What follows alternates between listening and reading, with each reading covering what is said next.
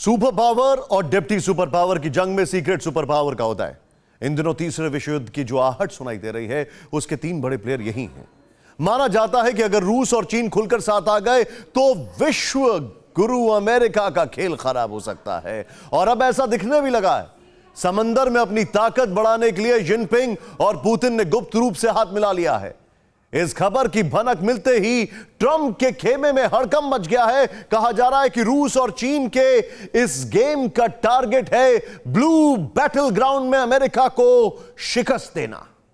Blue battle ground में ये inch inch जगह की जंग है। ये वर्ल्ड सुपर पावर अमेरिका और डिप्टी सुपर पावर चीन का शक्ति प्रदर्शन है। 4 हफ्तों में 4 बार चीन ने दक्षिण चीन सागर में ताकत की नुमाइश की। नीले जल में युद्धपोत यलगार भर रहा है।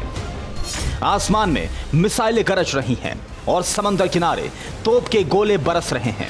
ऐसा लगता है कि चीन और अमेरिका ने वर्ल्ड वॉर 3 से पहले साउथ चाइना सी को अखाड़े में तब्दील कर दिया है, और अब अमेरिका से दुश्मनी के बीच चीन एक सीक्रेट सबमरीन प्रोजेक्ट पर काम कर रहा है, और इसमें उसका साथ दे रहा है सीक्रेट सुपर पावर रूस। कहा जाता है कि रूस के पास पनडुब्बियों के निर्माण को लेकर अथाह अनुभव है। यहां तक कि रूस ने ऐसे कई सबमरीन बनाए हैं जिसकी ताकत के आगे कोई देश नहीं ठहरता है। चीन रूस साथ, जल युद्ध में होगा अमेरिका साफ। 2 दुश्मन का नीला एम, यूएस का बिगड़ा गेम। अब इसे दोस्ती कहें या वक्त का तकाजा, यह हालात पर रूस की करारी चोट।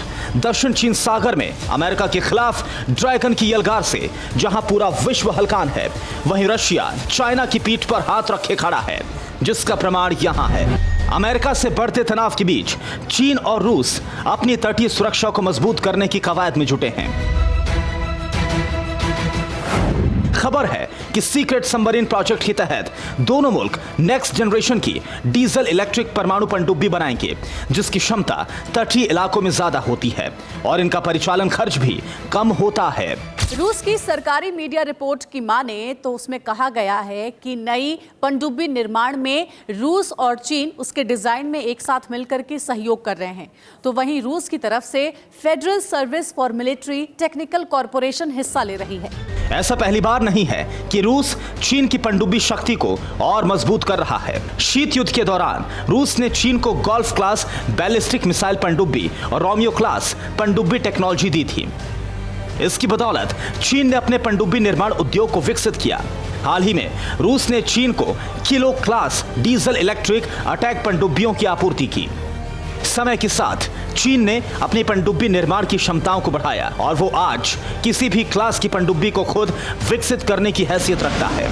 पनडुब्बियों के प्रोपल्शन को लेकर एयर इंडिपेंडेंट पावर यानी कि AIP के मामले में चीन की तकनीक रूस से भी आगे है। रूस लाडा श्रेणी की पनडुब्बियों में इस टेक्नोलॉजी का प्रयोग करने वाला है।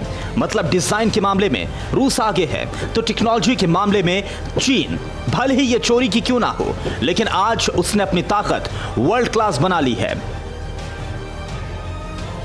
और अब माना जा रहा है कि रूस और चीन नई पनडुब्बी निर्माण परियोजना में एक दूसरे की मदद करेंगे।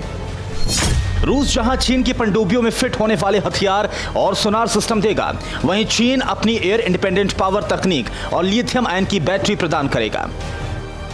इसकी मदद से दोनों देश एक शक्तिशाली पनडुब्बी का निर्माण करेंगे, जो अब तक की सबसे घातक पनडुब्बी होगी और जिसके निशाने पर सीधे सीधे अमेरिका होगा।